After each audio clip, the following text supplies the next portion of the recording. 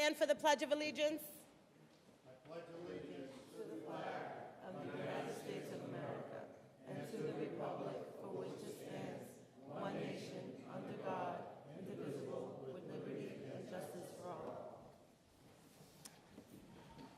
Clerk will call the roll. Councilor Vido, Present. Councilor Lopez. Here. Councilor Rodriguez. Here. Councilor Brown. Councilor Bishop. Present. Councilor Tejada. Councilor Avellaneda. Councilor Robinson. Here. Councilor Pilatanda. Councilor Garcia. Present. Councilor Ray Recupero. 11 members present. You have a full quorum, Madam President. Public hearing. This is a public hearing regarding the zoning amendments for the Naval Hospital development up in the Emeralds Hill area. Anybody that wishes to speak on behalf of this, please come up to the podium.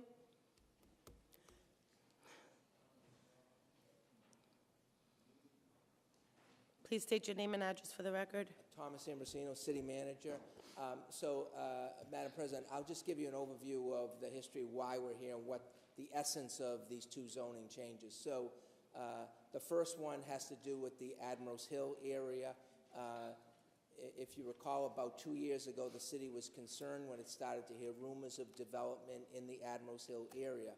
When we reviewed our zoning, which is the current zoning right now, we realized that the zoning is extremely liberal, allowing 10-story buildings, absolutely no setback requirements whatsoever, and that kind of incredible density as a matter of right. And so we asked the council to put a moratorium on a development up there while we considered zoning changes. We have presented to you what we think are reasonable zoning changes that would impose some reasonable dimensional controls on development up there, and basically try to steer development to be more consistent with the townhouse type development that exists up there, as opposed to the large apartment or condominium building. And that's in essence what this proposal does. It imposes some height restrictions and setback requirements. The Planning Board has amended what we propose and allow a height up to 40 feet, which we're perfectly comfortable with, but reasonable setback requirements. Developments 4 to 6 units would be allowed by right, but any development 7 units or more would have to be by special permit. So that's in essence what we are proposing as changes to the Admirals Hill zoning district. The moratorium is only in effect until December 31st. If the moratorium expires, the zoning reverts to the current zoning right now, which, as I said, is 10 stories, 100 feet, no setback requirements, all allowed as all number of units, no limit, allowed as a matter of right. Okay. So I would strongly advocate that we don't want to go back to that kind of zoning. There are some restrictions that are necessary up there. The second piece of the zoning proposal is a minor change. If you recall, several years ago, I advocated for prohibiting on the downtown business district, prohibiting residential development on the first floor, because we wanted that commercial district to have retail on the first floor so that it would be a real retail district. The proposal before you in the second piece of it amends that slightly to basically say, in the Broadway corridor, we want to continue that prohibition. We don't want ever there to be allowed residential on the first floor, because we want that to be a business corridor. But the retail business district encompasses more than just the Broadway corridor. It actually extends down the street towards Chestnut. And so on some of those side streets where it is more residential, we want to give the Zoning Board of Appeals the opportunity by special permit in circumstances where they think it works to allow residential on the first floor, especially where it's more consistent with what exists around it. And so that's the second change. giving the ZBA the opportunity by special permit to give some relief to that restriction, but only in the areas off of Broadway. Broadway would remain a prohibitive area, and you would never be allowed to have residential on the first floor. That is the essence of the zoning changes that are before you. Thank you, Mr. Ambrosino. Anybody else for the public hearing on the zoning amendments? Please state your name and address for the record. Good evening, Robert Wilson, 75 Boatswain's Way at Admirals Hill. And I'm appearing on behalf of one property owner at Admirals Hill who is opposed to the zoning amendments, and primarily because they'll have the effect of making every building, almost every existing building, and particularly the tall buildings, non-conforming as a matter of law. And it appears that that may have consequences for mortgage loans. I've talked to one of the counselors before this, and we're looking into this as we speak. But Fannie and Freddie Mac, the secondary mortgage buyers, have recently amended their appraisal requirements that say they are prohibited from accepting condominium buildings which are non-conforming. And if that's true, that would greatly affect the ability of condominium unit owners at Admirals Hill to finance their units, to get refinancing, to sell their units, unless they go to a credit union or some other source that doesn't work with Fannie or Freddie. So on that basis, certain other property owners at Admirals Hill are concerned about this zoning change and would request that you not voted on it tonight until you can be absolutely certain that we're not preventing the ability of existing property owners to get mortgage financing. Thank you. Thank you. Anybody else for the public hearing on the zoning amendments? Going once? Going twice? That portion of the meeting is closed. Public speaking. Anybody that wishes to speak, please come to the podium, state your name and address for the record. You have 4 minutes.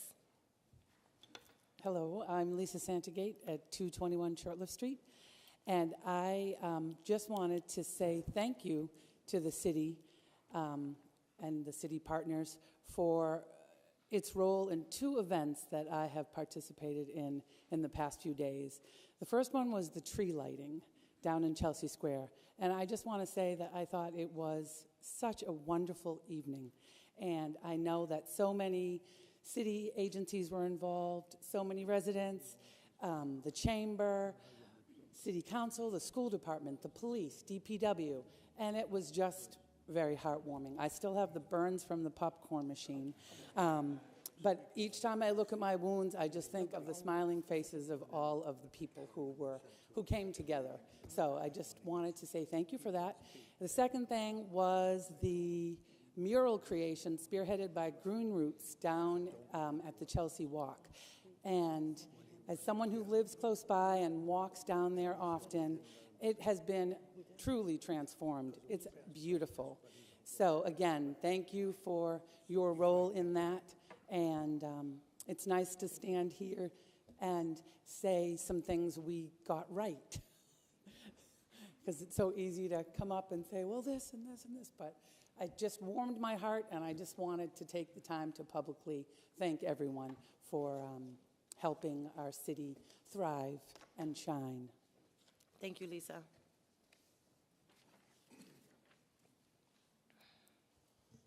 My name is Roman Pucko. I live at 191 Linfield Street, Peabody, Mass., Ward 1, the same ward that the chief of police lives in. I'm here to comment on item 8A, the communications received from friends and parishioners of St. Stanislaus Church with regards to the traffic direction on Chestnut Street between 3rd and 4th Street. I have no clue of the contents. I don't know when I'd be able to read that or understand what that's all about. But in conjunction with that, there was a meeting with the Parking and Traffic Commission, chaired by Sergeant John Noftel of the Chelsea Police. The parish secretary for St. Stan's was there, Phyllis Noftel, and she made statements that were false. What I was under the understanding that there was going to be a public hearing on that, but I can't get any information as to whether there is or isn't. And I'd like to coordinate the two together because I think the Traffic and Parking Commission then has to be approved by the City Council. So I just want an understanding, and I want to be heard as to what my opinion is as to what's going on. In addition, I'm curious on item 12G, order introduced by Councilor Bishop regarding city manager to forward a copy of all fines and tickets with dates and locations issued by the Inspectional Services Department in the year 2018. I don't know when this might be available, but I'd like to at least read it and look at it whenever it's going to be available. That's it. Thank you very much. Thank you.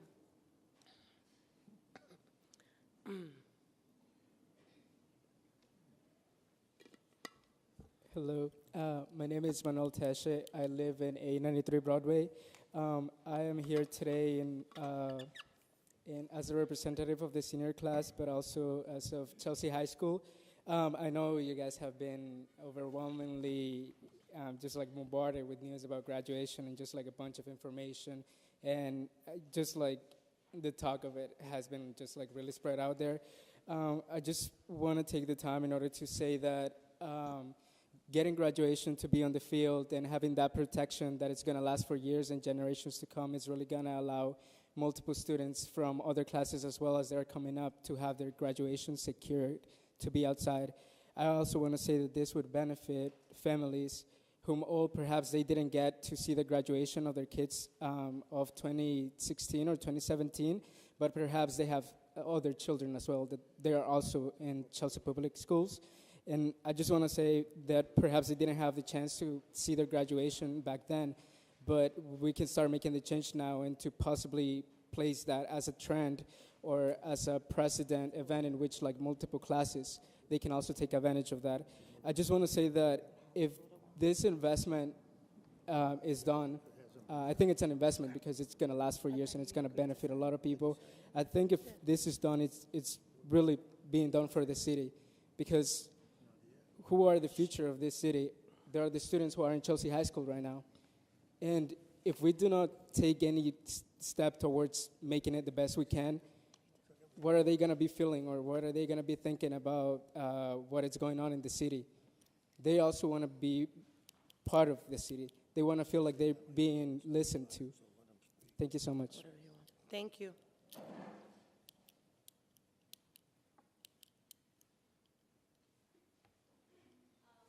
Jocelyn Post, and I'm sorry, can you say that again? Jocelyn Post. And so I'm here as class president for the class of 2019. And I am extremely grateful for everyone who has been supporting us in our dream of having graduation outside, from the school committee to the other students, teachers that are advocating for this. And as most of you know, we are so close to achieving this dream of having graduation outside on our own field. And with the extra support from you all, the City Council, we know this dream of ours can be a reality. We have been told by many that it won't be possible, but us seniors, as our shirts say, like to dream big. So please take great consideration in us, the students, and in our families who want to personally see us succeed after all these years of hard work. So once again, I just want to thank everyone, including the underclassmen, class officers who came out to support, because we're showing great leadership that we know will be in great hands once we leave. Thank you. Thank you. Anybody else for public speaking?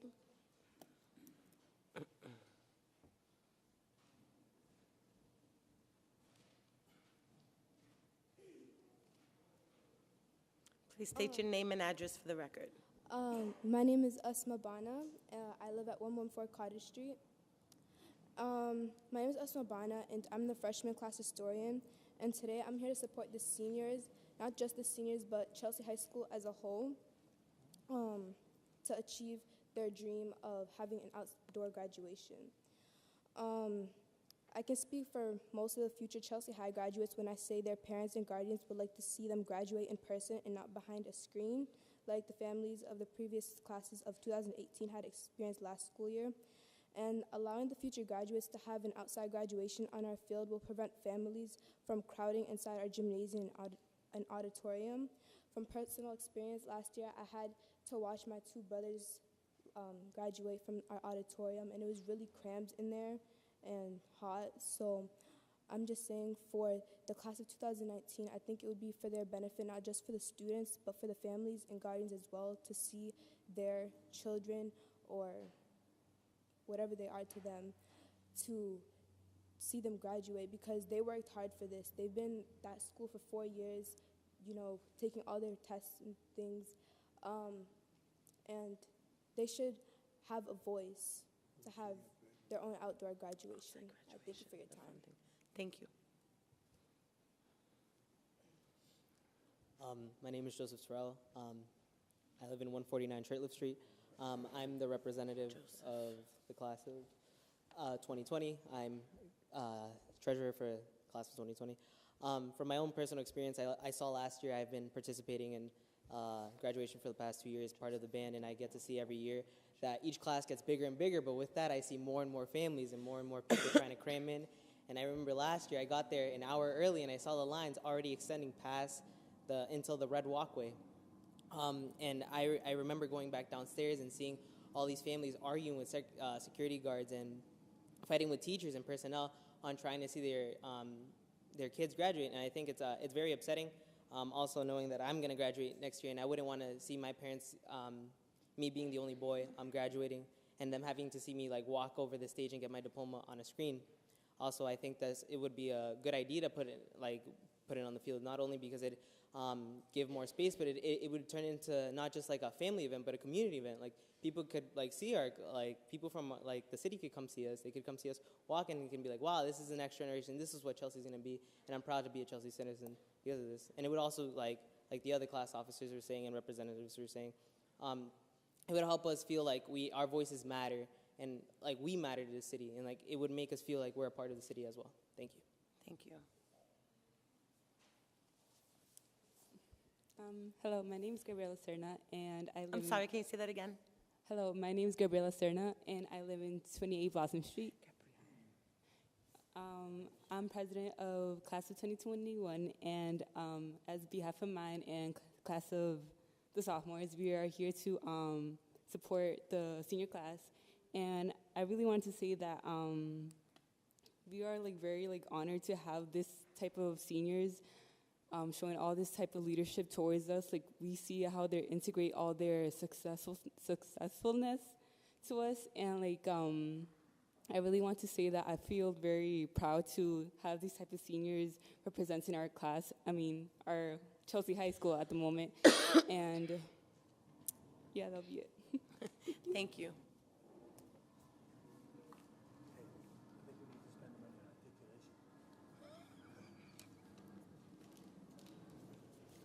Hello, my name is Juan Gallego. I live at 29 Franklin Street in Chelsea, and I'm here with regards to my building on 17th Fifth Street. I'm actually asking City Council to approve zoning change in my building. Currently, the side of the building that I want the zoning change is being used as a bar. And what I want is to allocate a residential unit there and a small office for management of the building.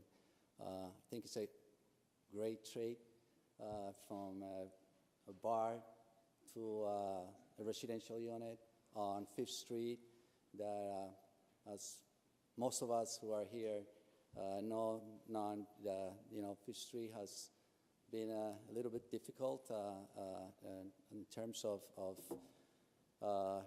what's been going on throughout the years in that street. So I am humbly asking the City Council to accept that little change. I think it will benefit everybody, and we'll see the transformation on that street from what was in the past and what's been going on right now with all the development in that little location. Thank you very much. Thank you.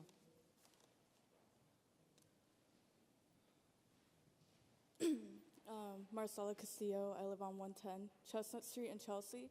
I am a senior at Chelsea High, class of 2019, and I am also the chair of the Chelsea Youth Commission. Many times adults ask, what do youth want in Chelsea? This is something that we want, and we're so thankful for the school board to have supported us, especially in even getting graduation outside. And our next step is that we want graduation on our field. All these other high schools around us, they have graduation on their field, and like, how many years do we have to wait for Chelsea to have a graduation outside on their football field? But yeah, like, we've fundraised money on our own. We've had people ask us, or we've heard that people have been asking, why are the students fundraising money for the graduation? Like, they shouldn't be fundraising. But we really want graduation. Like, that's how bad that we want to, like, my mother over here, she's helped especially to sell food and, like, get money for graduation. And so many other parents have helped as well. Yeah, please help us. Thank you. Thank you.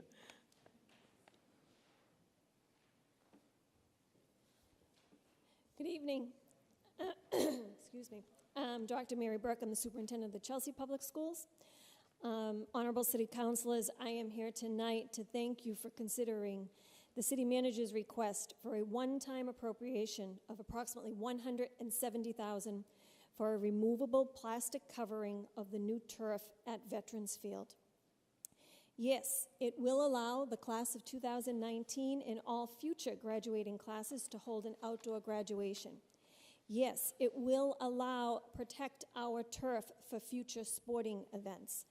But it will also be an investment in our community's quality of life, as it will allow for greater flexibility and use of the field beyond sports, beyond graduation. Maybe we can envision even the visual and performing arts and concerts during the spring and summer, year in and year out. This is a wise investment in our future as a community, and it will have a positive impact on the quality of life of every generation here. Thank you. Thank you.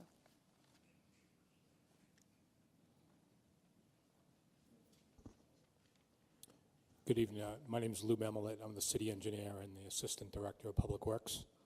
I came to the meeting this evening. I wanted an opportunity to just address the city council. This evening, there's some council orders related to directives associated with municipal operation in our water and sewer system. I've also had the occasion on many times to speak with different city councilors regarding a number of other sort of DPW-related either initiatives or operational procedures. I guess what I wanted to do is to reinforce a couple of ideas moving forward. I think one of the things that we're working very diligently in DPW is to try to develop more proactive measures in our operations and maintenance. A number of things that we do, in fact, many of the things we do are definitely more reactive. I think that's sort of reflective of how things may have been done in the past. I feel, and I'm speaking for the director and my counterpart, Fidel Maltez, when I say that we're very pleased to have a city council that really understands DPW and understands infrastructure. And with that, it allows us to engage you folks and vice versa on how to make things better. certainly anytime when there's an initiative or an issue or even spot locations where things need to be done, we're more than happy to receive council orders that direct us in certain areas, especially when there are areas that we haven't maybe paid enough attention to. We seek to look to work more cooperatively with the city council to get more ideas and impact, and also support on ideas that we have on how to do things more proactively, so that perhaps we can get to a point where you're helping us to shape some initiatives as opposed to feeding us ideas of things or directions on things that aren't being taken care of. I know we have a long way to go, so in the short term, we're definitely more in the receiving end through things like council orders or the occasional phone call to DPW. One more minute. Sure.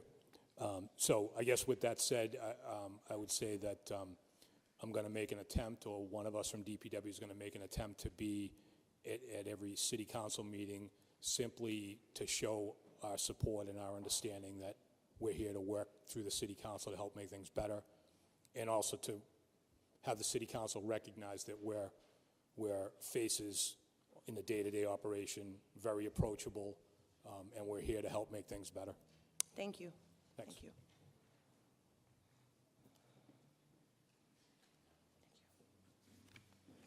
Hi, my name is Mazare Cisse. I live on 146 Addison Street. So as a member of my senior class, we'd also want to give you an update on our fundraiser. Before we were notified about the city manager's request, we fundraised $1,200 in just 5 days. We had students making food and advertising on social media to sell it. We worked really hard on this, and I'd also like to add how, as a student, my mom works very hard. She works 2 jobs, day in and day out, paying for my expenses and my education. She pushes me to follow my dreams and do the best I can, and all she wants in return is to proudly see me and my fellow classmates walk down the stage and receive my diploma and be recognized for my hard work.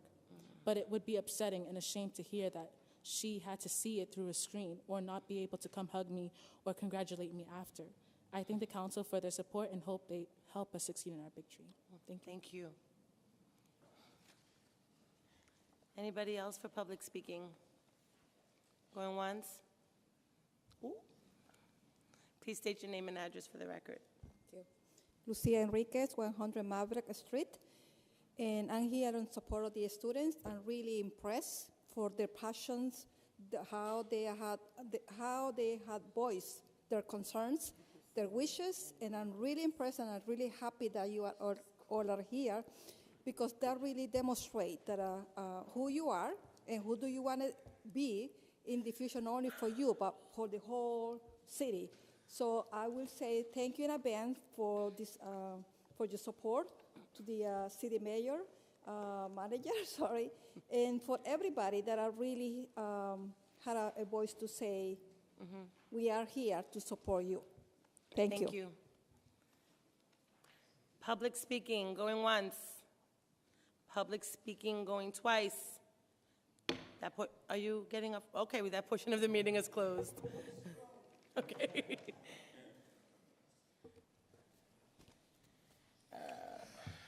We have the approval of the minutes of regular meeting, November 19, 2018. Councilor Bond moves for accept and file.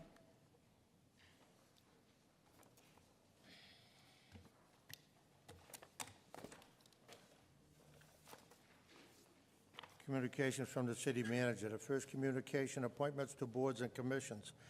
Pursuant to Section 4.2 of the Charter of the City of Chelsea, I'm writing to recommend the following individuals to boards and commissions in the city. For appointment to the Youth Commission, Ms. Talia Lamarise, 127 Willow Street, Chelsea, for a term expiring on June 30th, 2019. Ms. Lamarise is a senior at Chelsea High School. For appointment to the Chelsea Community Schools Advisory Board, Ms. Jessica Enriquez, 33 Bellingham Street, Chelsea, for a 3-year term expiring in 2021. A copy of Ms. Enriquez's resume is attached. Move to a second reading under suspension. There's no objections. Seeing none, so moved. Yes. I'd like to ask suspension of the rules in order to take out of order 12E.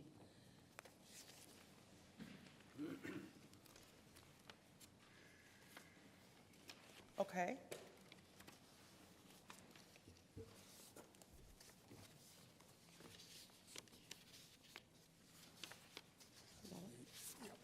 Okay, what would you like to do with this, Counselor? I move Want me to roll read call, it? Madam President? Want me to read it, Yes, Bob? please. Yeah, Order he's int- gonna read it. Order introduced by Councilor Bishop, order that any transfers or appropriations from the City of Chelsea Stabilization Fund or the City of Chelsea Stabilization Fund that are approved prior to certification of free cash for fiscal year 2019, that they be replaced with the free cash as soon as the funds are certified. What's your motion, Move Counselor? roll call. Move to roll call. Did you want to speak on it? Yes, please. You have the floor. Thank you. A short few months ago, the city council pushed to have money put aside that was free cash from previous budget and asked the city manager if he would place that money in the City of Chelsea Stabilization Fund and also place money in the School Building Stabilization Fund. We felt that this was very important looking to the years ahead, that in case of an emergency, we would have the money to fix a building if it was in bad need of repair, or if there were some other kind of an emergency and stabilization funds or rainy day funds were needed. And the city manager went along with the city council's request, and as I said, we placed $25 million in the City of Chelsea Stabilization Fund, and we also placed $5 million in the School Building Stabilization Fund. The city manager has 3 requests so far before us tonight, asking that we take money out of that stabilization fund for various things. One for salary, one for the high school, for the field that they want to put the cover on, and the other one for the Eden Street Park. All 3 things I don't think rise to the emergency that a rainy day fund is supposed to be for. I don't want to say no because they're all good things. But what I do want is an assurance that the board is going to support putting that money back as soon as the free cash is certified for fiscal year 18. We're now in fiscal year 19. We appropriated $95-odd million 5 months ago, and I'm a little bit apprehensive about the way things are being done in the city. I don't approve of the way they're being done. It appears to be, in some instances, poor planning, other instances, poor planning. I'm not going to go on and on right now about it, because when each one of those things come up, I will let my feelings be known. But I would like this board to support, and this board did support putting that money in the stabilization fund to begin with. And I would like the board to support requesting that the city manager, when those funds are certified again, that these funds be replaced that he's asking to take out of that stabilization fund. Thank you, Madam President. Thank you. Any other counselors wish to speak on the matter? No? Okay. Oh. Point of inquiry.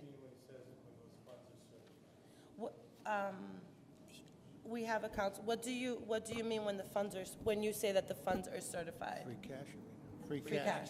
Free When the cash. free cash becomes certified, when the budget, after they go through the budget. It's usually afterwards, yeah. Or June. Anybody want to speak on it? No? No. Can I insert free cash in it? I thought it wasn't. Or free cash? When No, You got- it's you there. have it in there. Certification of free cash, It is it's in there. there, isn't it? Yes, it is. A yes vote would be to approve the order, a no vote would be to deny. Councilor Vido?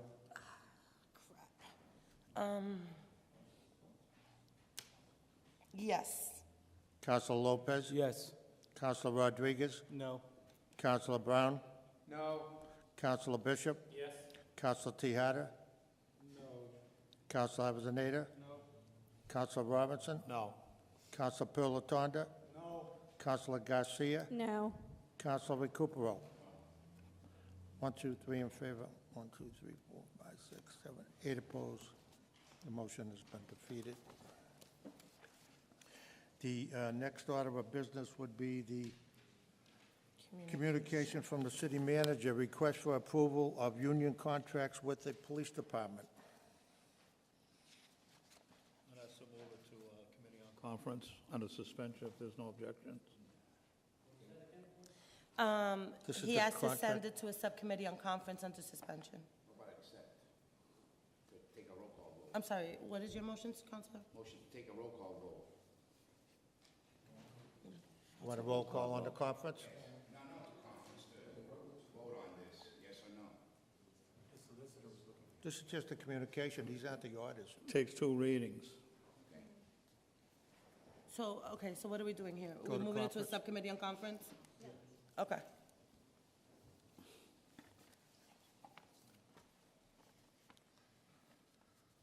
Communication from the city manager, water and sewer rates. Dear councilors, I am writing in response to the recent city council order requesting an explanation as to how the city determines the water and sewer rates.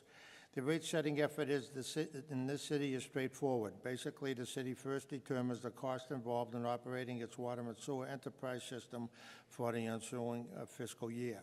That is estimated in the spring, and those proposed costs are provided to the city council along with the city's proposed annual budget. Typically, the major drivers of increases in the enterprise fund budgets are the rates charged to the city by the MWRA for water and sewer services and the debt service cost to the city for infrastructure improvement projects. The remaining costs generally don't rise all that dramatically from year to year. Once the costs for the fiscal year are determined, the city then backs into the rates by increasing the prior year's tiered rates by the amount necessary to generate enough money to cover the new cost.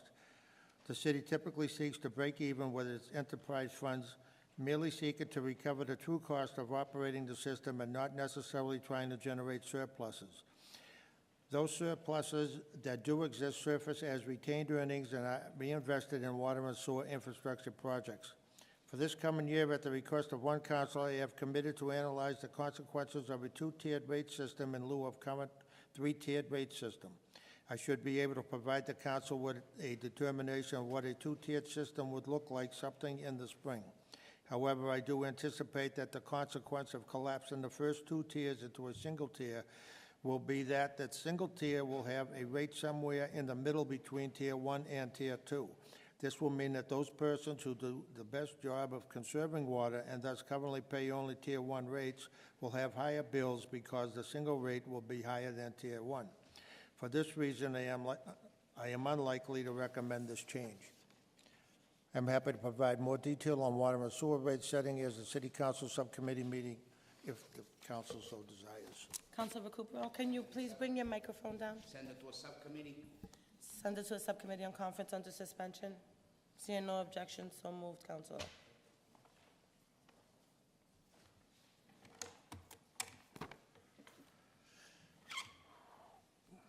Next communication, Park Grant, Eden Park, FY19. Dear councilors, I'm writing you with an update of the city's pending park grant submission for the renovation of Eden Park, and at the request of the city council approved the necessary funding for this project. As you may recall, the city council approved this grant proposal for Eden Park last June. Last week, the city was notified by the Executive Office of Energy and Environmental Affairs that park award announcements will likely be delayed until later in December. Notwithstanding this delay, EEA is requiring that all project proponents provide evidence of a city council vote appropriating the full cost of the project no later than December 31st, 2018. The proposed reservations of Eden Park include replacement of the playground. Councilor Robinson. I just, okay. Where am I now? The proposed renovations, is that where we are? Sure.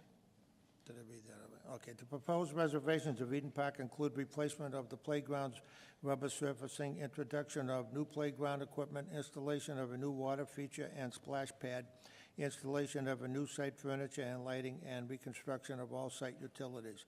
Additionally, these renovations include new landscaping, such as shrubs and trees, and the pruning of existing trees. With a focus on modernization, this recreational facility for all users highlighted as a priority in the city's 2017 Open Space and Recreational Plan. This project will noticeably improve the Addison Orange neighborhood. The city will complete its design of this park by June 30th, 2019. That design process will include coordination with park users and neighborhood residents. Already, an initial public meeting has been convened. We anticipate holding 2 additional public meetings to gather residents' input on design features and park amenities during the winter and spring of 2019. Reconstruction of the playground will occur during fiscal year 2020. Prior to the commencement of construction, a public informational meeting will be held to brief the public on the proposed construction schedule. As a reminder, the park grant program operates as follows. If the grant is awarded to the Chelsea, the Commonwealth will pay 70% of the cost of the park improvements up to a maximum state share of $400,000. However, the park grant is a reimbursement grant. This means that the city expends the funds for the project and then requests reimbursement from the Commonwealth. Per park grant guidelines, the city is required to appropriate the full project cost in advance in order to execute a contract with EEA. What is different this year is that EEA is requiring this full appropriation vote to occur before it is actually awarded the grant. Nonetheless, we are confident that the city will be successful in obtaining this grant and anticipate that awards will be announced within the next few weeks. Based upon the city's estimates, the total cost of the Eden Park improvements will be $750,000. To date, the City Council has appropriated $250,000 through the FY19 Capital Improvement Program, leaving a balance of $500,000, $400,000 of which we expect to be reimbursed by the Commonwealth. In the event that this park ultimately costs more than the estimate, which is not uncommon, I will return to the Council for a further appropriation later in the fiscal year. Also, it is an unlikely event that the city does not receive park grant funding for this project or will similarly come back to the council with a different financial plan to accomplish this important park renovation. For all the reasons set forth above, I respectfully request that the City Council appropriate the remaining $500,000 for this project. Funds are available in the Stabilization Fund. The specific order and resolution necessary for this request is attached. I just caution that this vote must be approved before December 31st, 2018 in order to secure the grant. Do I have a motion from anybody? Council, no, I'm asking if anyone has, Councilor Brown? Thank you, Madam Chair. Accept and file this communication. I ask that we send it to subcommittee right away. Like to, after the accept and file, can I speak? Yeah, I believe, is there something coming up under new business as well? Yes. Yeah, all right, you have the floor, Councilor. Yeah, I think the end of the motion or the order states that we have to have this done before the end of the year. I believe we have 1 or 2 more meetings before the end of the year. I think we can actually have a subcommittee on this, address whatever issues we need. As a state, we've already appropriated $250,000. It's the common practice that we use to, once we get grants like these for improvements, the state will pay the initial 70%, and we're required to pay the second. So I think we should move on this right away, and hopefully we'll have it on the floor for our next meeting on the 17th. Thank you, Councilor. Councilor Bishop. Generally, when a request comes in, we send it to the Committee on Finance, and it's not introduced on the evening that we get the communication. However, because of some very poor planning, in my opinion, we passed a capital improvement plan 5 months ago. And why did we only appropriate $250,000? That's because that's all we were asked to appropriate, was $250,000. Who is doing this planning? Who is doing this capital improvement program that they would come to the council and ask for $250,000 for a $750,000 project? Oh, and by the way, there's only 3 weeks left for you to approve it when it's sent in to us. So we either have to meet a 3rd time in December. Of course, we all want that. Nobody's doing anything in December, are they? I don't think so. And we'll just take it out of the stabilization fund, $500,000. Sure, what the hell? It's only $500,000. There was $2.5 million in the school stabilization fund when the city manager arrived in Chelsea. Before we put that $5 million in last year, it was spent down to $129,000 from $2.5 million. How long do you think this $5 million in the school stabilization fund is going to last at that rate? I can't believe my colleagues are not concerned about this, because I intend to be hopping on it from now until the next election. You'll be hearing from me about the stabilization fund, believe me, because this is going to be an issue in the local election. The residents of the city, the people that are paying the bills, the taxpayers, don't want this kind of action. I know that. And evidently, my city councilors don't feel the same way. Well, you're going to be hearing a lot from me between now and election time about this stabilization fund, because this is a perfect example of poor planning, in my opinion. Seeing just 5 short months ago, we approved a capital improvement plan. Thank you, Madam President. Thank you, Councilor Bishop. Councilor Tejada, your microphone. Yeah, thanks. So I definitely appreciate my fellow councilors' concerns regarding this stabilization fund.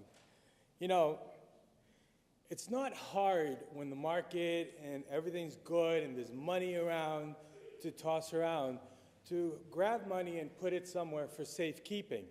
The challenge, of course, is keeping that money there, because every time there's a little something, well, we can dip into there because, well, money's coming in, so we'll just fill it in real quick. The problem with that theory, of course, is that you never know when the market is going to take a hit, and that's why it catches people by surprise. You know, however, when you're running a city, you know, you always get hit with things from the left and the right that you're not prepared for, and you have to take action.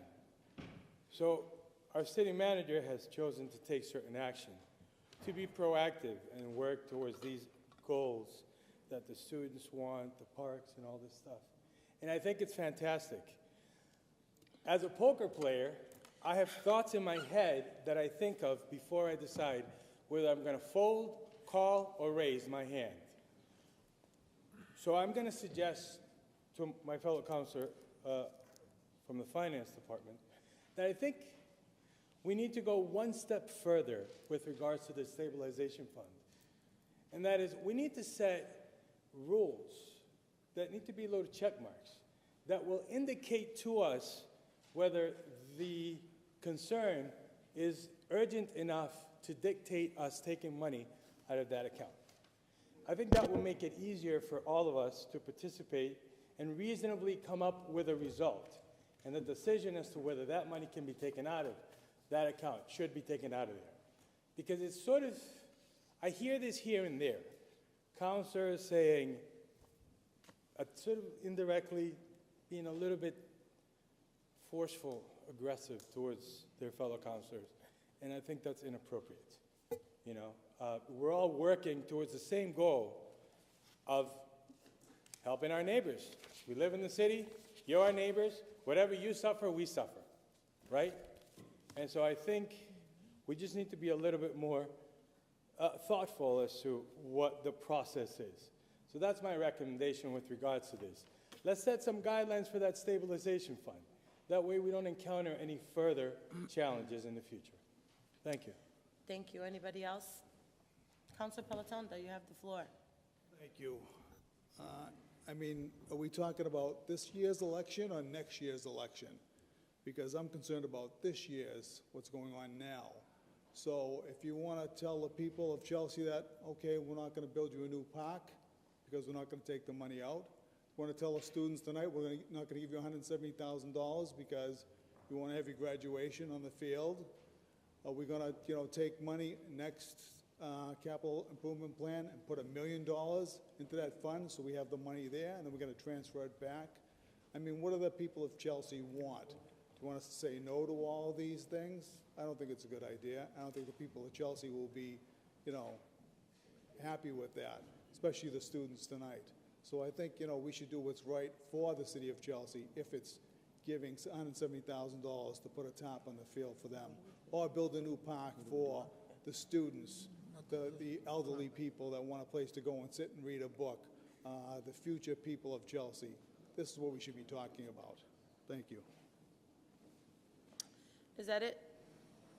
All right, so the matter has been moved to a subcommittee and conference. Next order of business. I thought he accepted and filed it. Wants to go to conference? Was it conference, Calvin? You'd You requested wanted for it to go to conference. subcommittee on conference? Okay, yeah.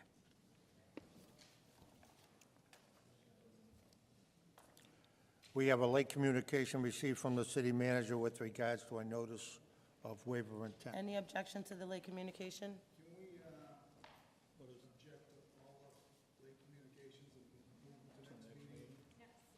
This one will, you'll go beyond your 7-day notice. It's up to you. I mean, If- doesn't matter. If you object, it's beyond, you have no input. So you're objecting to all the late communications? Why don't we take this one and Have it object to the rest of them? Okay. Move the other late communications to the next meeting. To the next meeting? Oh, okay. This is from the city manager, notice of waiver of intent. Dear councilors, pursuant to the Administrative Code, Section 112.02, I am writing to notify you of my intention to hire Ms.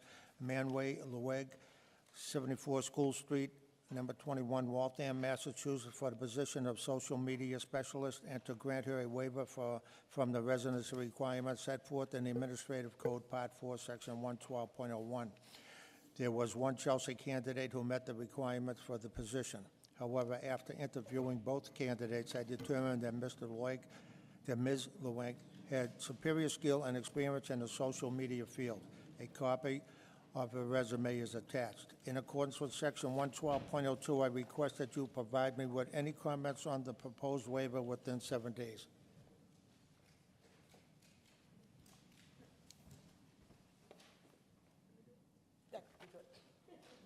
What's the will of the council? What's the will On of the waiver? Grant the waiver? We don't have a say if we could grant it or not, do we? We just accept it. Accept and file, not waive. Accept and file. Yep. Thank you. Next next order? Okay, everything else, let me see, the next order is a copy of a communication received from friends and parishioners of St. Stanislaus Church with regards to the traffic direction on Chestnut Street between 3rd and 4th Street. Will of the council? I make a motion for you to complete the reading and to accept and file once you're done with the reading. And move, send a copy to the Traffic and Parking Commission. But if you can please read the letter in its entirety. Thank you, Councilor. Mr. Chair?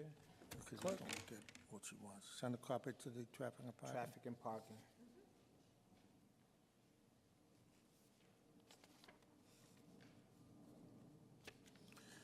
St. Stanislaus Parish has sustained significant hardships due to the traffic pattern reversal on Chestnut Street since the change was made due to the closure of the Beacon Street off-ramp to the Mystic Tobin Bridge on August 27, 2018.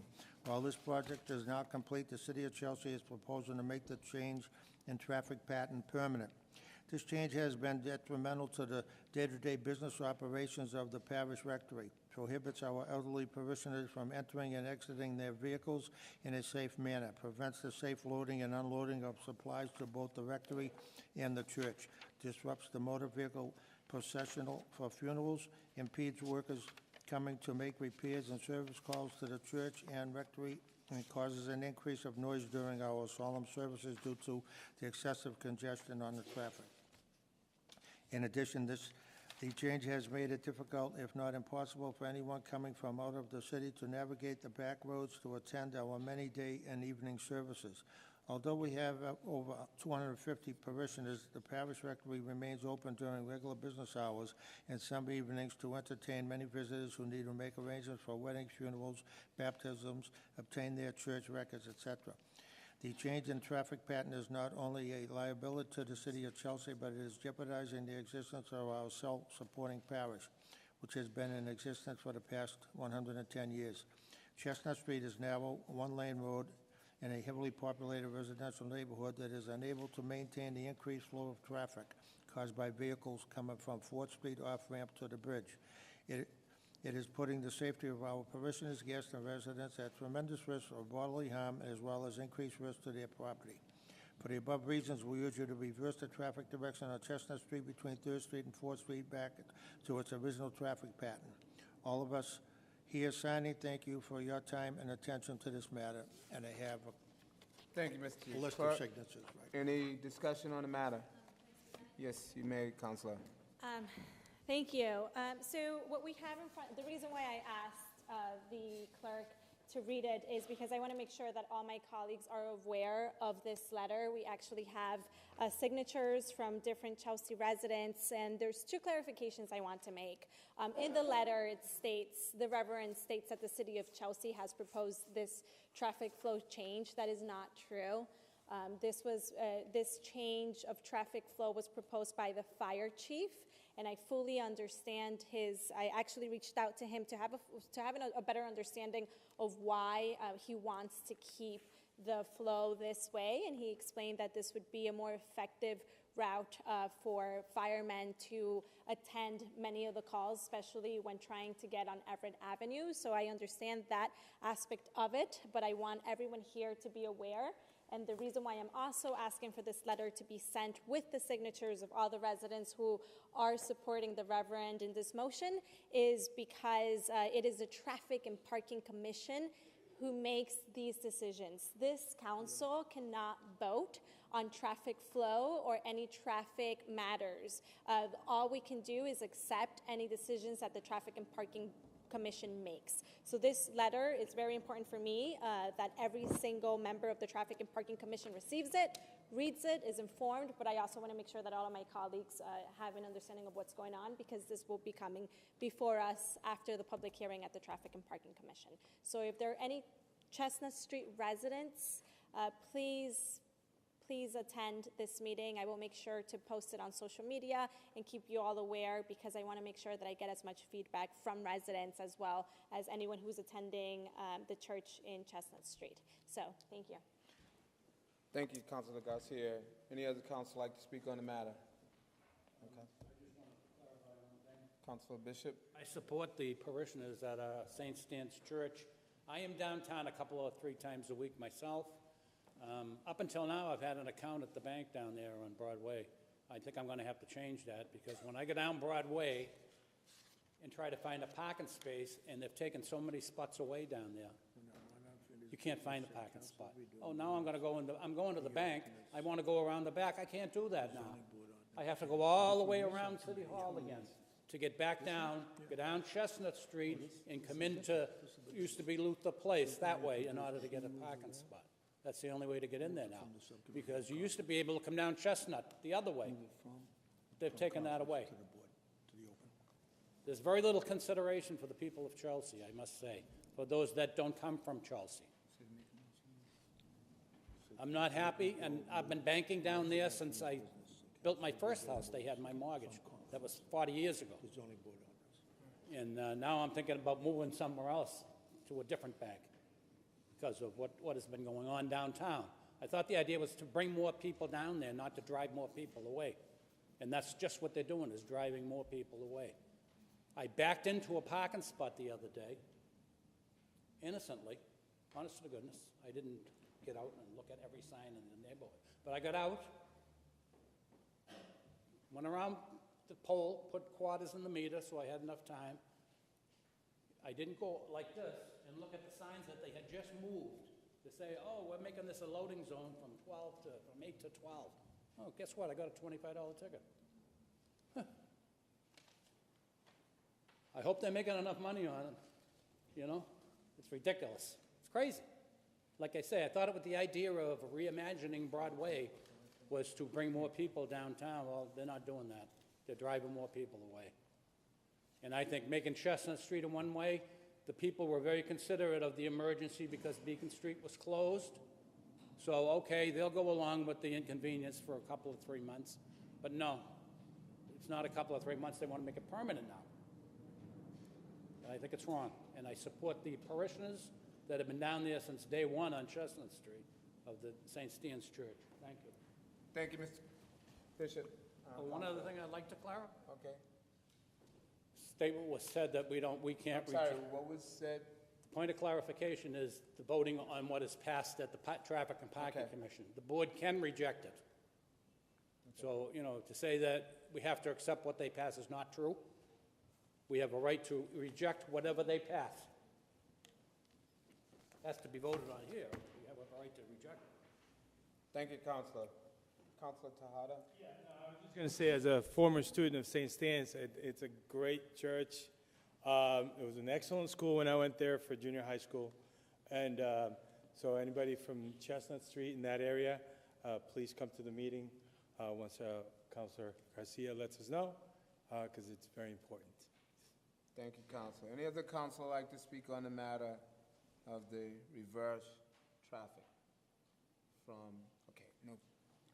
Next order, please, Mr. We have a copy of a communication received from John DePriest, Director of Planning and Development, regarding the proposed zoning amendments to the Naval Hospital Development Residential and Commercial and Residential Units in basement, ground floor, in Retail Business District.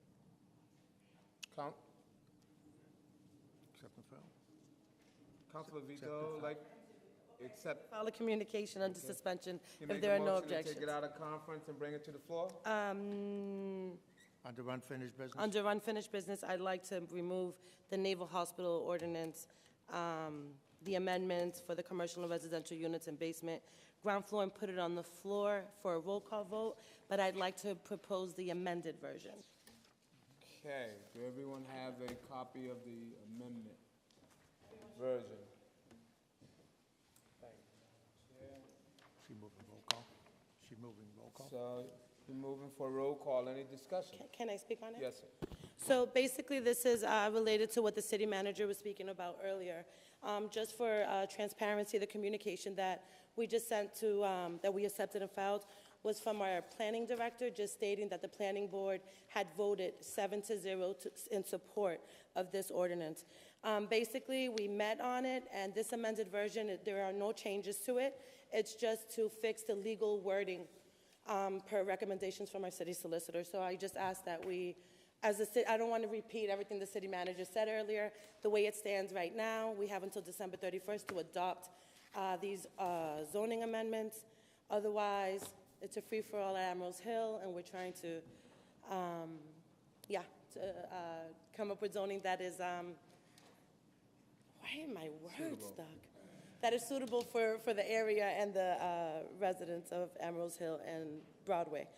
So I ask that we move this to a roll call vote. Thank you, Madam Chairman.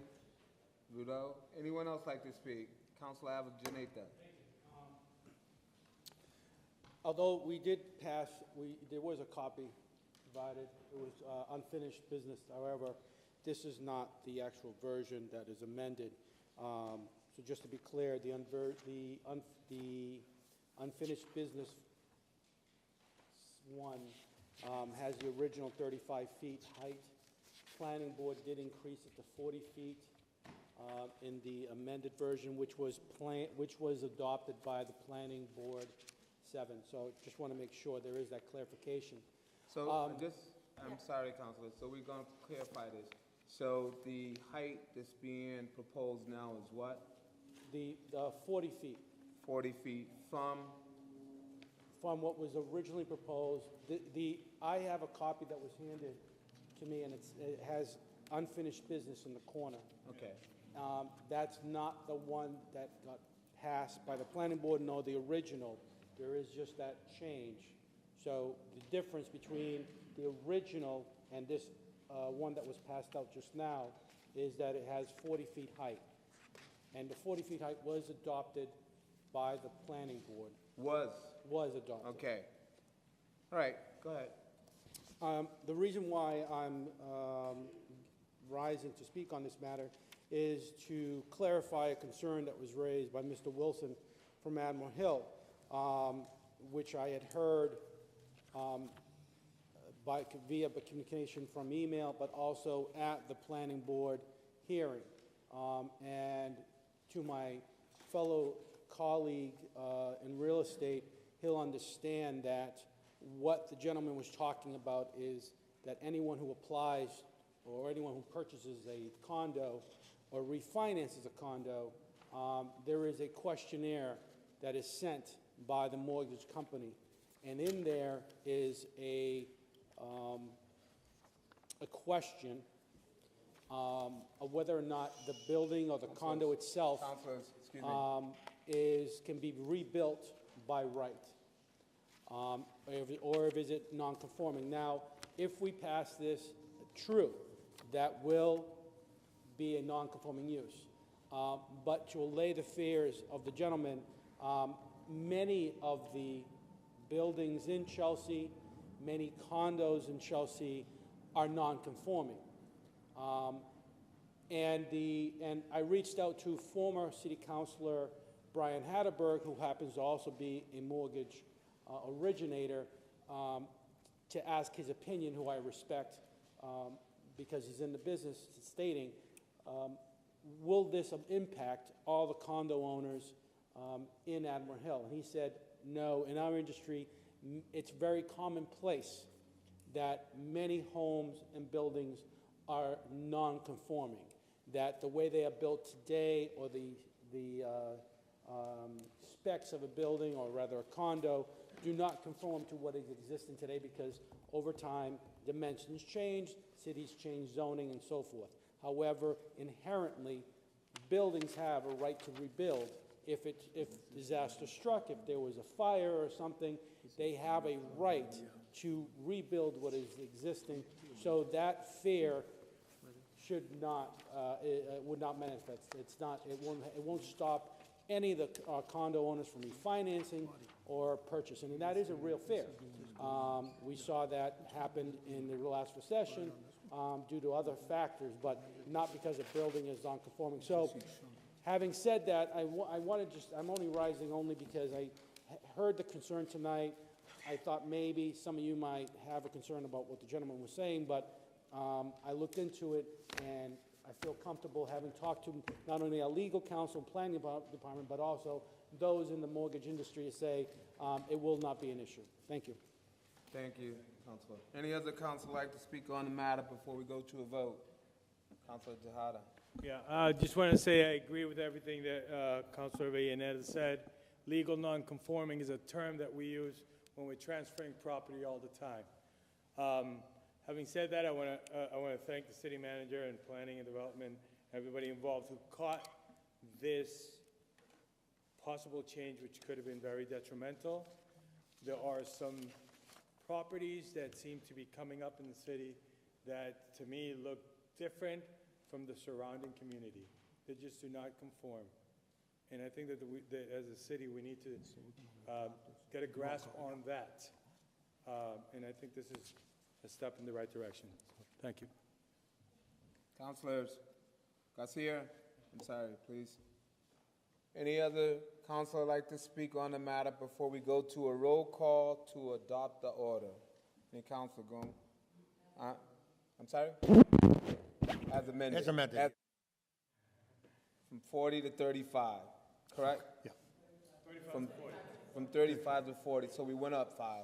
Okay, so from 35 to 40, correct? All right, Yes vote. roll call, please. Yes vote would be to accept. Thank you. Councilor Vido? Yes. Councilor Lopez? Yes. Councilor Rodriguez? Yes. Councilor Brown? Yes. Councilor Bishop? Yes. Councilor Tejada? Yes. Councilor Avellaneda? Yes. Councilor Robinson? Yes. Councilor Pilatanda? Yes. Councilor Garcia? Yes. Councilor Ray Cooperall? Yes. 11 in favor, none opposed. The amendment carries. The motion is adopted. Thank you, Mr. Chair. Next order. We now move on to new business. First order under new business, order introduced by Councilor Avellaneda. Whereas the City of Chelsea has adopted an ordinance as to the issuance of licenses to marijuana establishments, whereas the Commonwealth has established a priority for applicants with its social equity program that is designed to create sustainable pathways to the adult-use cannabis industry for people disproportionately harmed by marijuana prohibition, and whereas the City of Chelsea is considered a community that has been disproportionately harmed by the marijuana prohibition and desires to further create a pathway for our residents to enter into this new industry. Now therefore be it ordained that the revised Code of Ordinances of the City of Chelsea as amended be further amended by adding a new paragraph at the end of the existing section 14-458, and with the following language. Within 2 years of the passage of this ordinance, the Licensing Commission shall hold 2 adult-use recreational retail licenses for an applicant owned by a Chelsea residents or entities with a majority of at least 60% of its ownership made up of Chelsea residents. These licenses shall only be sold or transferred to another Chelsea residents or entities with a majority at least 60% of its ownership made up of Chelsea residents. Councilor Avellaneda? You object to the first reading? I was going to move to second reading anyway. Okay, objected. Thank you, Councilor. Next order, introduced by Councilor Bishop, order that the Chelsea City Council authorize the appropriation of $170,000 from the School Capitalization Fund for FY19 Veterans Field Construction Account. Councilor Bishop? Move it to a second reading? Move to a second reading. Can I just make an announcement to the... I just want to let all of the young people that are here, because it's getting late, so any money situations that come before the city council has to go to a second reading, meaning we can't make any decisions today. We'll have to make a decision at our next meeting. I don't want you guys to waste your time sitting here. Nothing will be voted on today. It will come before us again at our next council meeting 2 weeks from today. Did you want to speak on it by any chance? No. So just so you guys know, I don't want you to waste your time sitting here for something that isn't happening. Okay? I'm sorry? So this was considered the first reading. He just read the entire, the order. So this is considered the first reading. At the next one is the second, and that's when we'll vote on it. We do have a couple councilors, I think, that do want to speak on it. So, Councilor Robinson, you have the floor. Actually, when we were in conference, there was some questions that arose as to who's in charge of the field, who's not in charge. Prior to the adoption of the new city charter in 1994, the city's DPW was responsible for the maintenance of the school buildings and grounds. Upon the adoption of the new city charter, maintenance of the school building and grounds were transferred to the school department, and the school department has been funding staff, contracts, supplies, and materials for the maintenance of its facilities, including its ball fields and playgrounds since that time. The school committee adopted a community use policy for its facilities, which established use terms and conditions, which facilitates or facilities were available to outside groups and a schedule of fees to be charged. The school department issues permits for the non-school use of its facilities in accordance with the community use policy and fees, charged as deposited in a revolving fund. Any expenses incurred as a result of such use is charged to the revolving fund. Also, Chelsea-based groups serving Chelsea youth are eligible to have rental charges waived. For example, Chelsea Little League, Pup Warner, Chelsea Pride. On average, the school collects $39,000 per year in fees and spends $24,000 for services associated with such use, including custodial and security staff. At the end of FY 2017, they had a balance of $392,324 in a revolving fund account. They allocated $300,000 of that balance to the Veterans Field Replacement Project in FY 18. When the project costs increase, they increased the amount from the revolving fund to $350,000. Metro Lacrosse was a partner in the first time that they did this turf, and they were in for 15 years. That agreement has expired in October this year, and they will be applying for annual permits going forward from this point on. So I just wanted to clarify some of the concerns that we had in conference. Thank you for that, Councilor Robinson. Anybody else wish to speak on it? Yeah, Councilor Garcia. Madam President, thank you for clarifying that, Madam President. So here's the story. Please come to the next meeting. I am so incredibly proud of everything you have said, for your encouragement, for your words, for your mobilizing.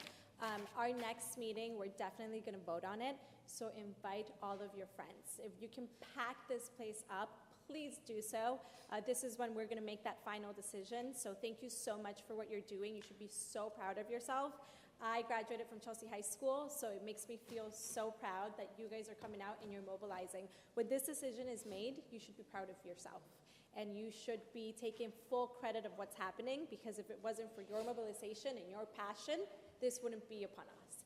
So thank you so much. Go home, go get that homework done, keep up your grades, because we look forward to going to your graduation and seeing you there, and hopefully it will be out in the field. So have a safe trip home, stay safe, and we'll see you here at the next meeting. Do we have a date for that next meeting?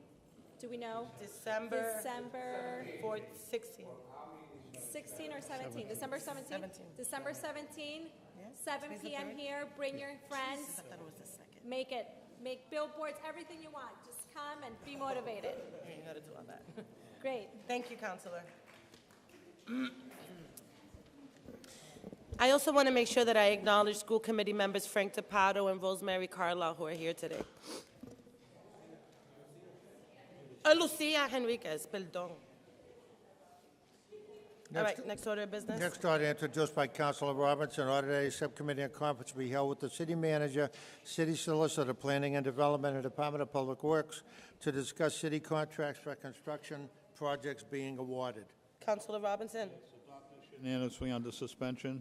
I'd like to have a conference so we can actually put some teeth into some of the contracts that we're awarding some of the developers. If they finish the job on time, we could give them a bonus. And if they don't finish the job on time, we should be able to penalize them. Thank you. Next order introduced by Councilor Bishop. Whereas the city owns Eden Park located at the corner of Eden Street and Addison Street, and whereas the renovation of multi-use playground facilities such as Eden Park are a priority detailed in the city's... Move it to a second reading, Madam. Waive the reading. Waive the reading, move to a second reading.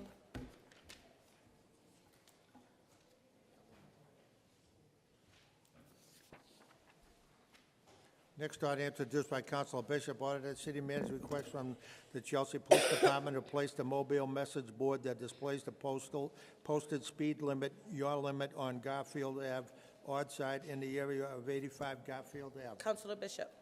Suspension, Madam President. Adopt under suspension. Have a word on it. You have the floor, Counselor.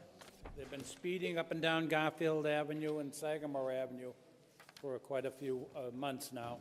There have been 3 very serious accidents in the vicinity of 85 Garfield Avenue. A car totaled one wall, retaining wall in front of one house, Freddie Kelly's house, and then the next house up in front of Bobby Borden's house. And Mr. Borden's car was totaled parked in front of his house about a month ago. So they're driving like nuts up there. And these signs, I had them put signs up at the last meeting, speed limit signs is 25 miles an hour, which is great, and this sign is great also, but unfortunately, that doesn't slow people down. So we're going to try to get the police up there to maybe give out some tickets, and maybe that'll help. Thank you. Next order of business. Next order of business, order introduced by Councilor Bishop, order that the city manager forward a copy of all fines and tickets with dates and locations issued by the Inspectional Service Department for the year 2018. Councilor Bishop.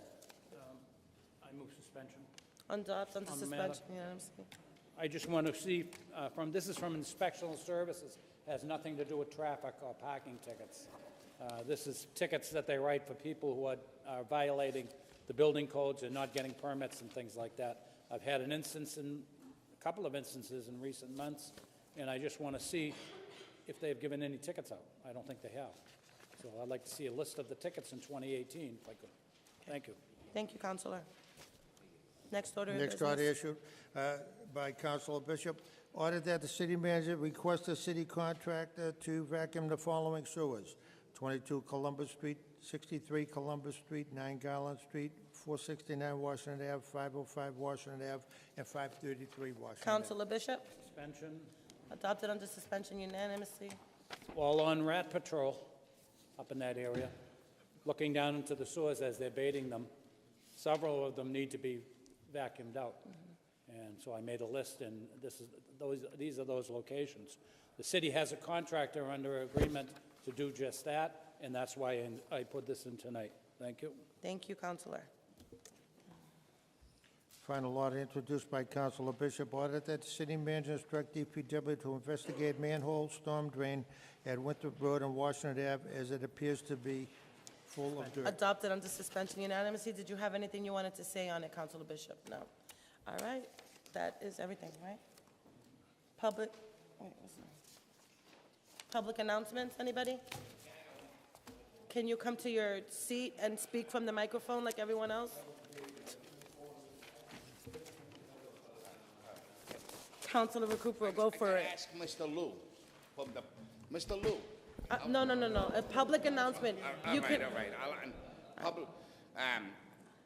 I'd like to thank my grandson for St. John. They played in the championship game. They lost. There's many Chelsea kids that played in that game. They played At in... Gillette. Yeah, Pope John. Pope John went, and they played in Gillette Stadium. They played without a quarterback, and they were a great team. They played their hearts out, and I'd like to thank them all. And good luck next year again. Councilor Robinson. Lisa Sandegate mentioned there was a couple great events that happened. There's one more event that took place on Saturday. It's the 14th year that the Chamber has been doing it. And on Saturday, it's Breakfast with Santa. They did 400 children. There was 560 people who came out on Saturday. I just wanted to make sure we thank the Chamber for taking the leadership on that. I have two quick announcements. I don't want to talk about it too long, but I was just really impressed with the Christmas tree lighting this year and the way that everybody worked together. I know Lisa Sandegate got up to congratulate everybody, but I saw you working very hard, passing out popcorn, so we have to give credit where it's due. Everybody worked together collaboratively, the Chamber, Mimi Graney, the city manager, everyone. It was just so beautiful to see the community come together with their families and just enjoy a night in Chelsea together, celebrating the tree lighting. Secondly, I just want to also bring up that today there was an event here where Clean Water Action was recognizing the city of Chelsea for our work in being proactive in fixing our lead, the service lines and getting rid of the lead in our water and being proactive. It's a really, a lot of communities across this country have to deal with water that's contaminated. There have been deaths in Flint, Michigan. I know we all know about that. So to be in a community that's predominantly low income and people of color, which is the communities that are usually impacted by this, and have a city manager and DPW team that's being so proactive and making sure that we're working with our community, it just needs to be recognized. And so we were actually recognized today, but the city manager is a humble guy. I will never mention it, but I wanted to make sure that I brought it up here and gave credit where it's due as well. So thank you. Any other public announcements? Any moment of silence? You have an announcement or a moment of silence? Okay. President George H.W. Bush.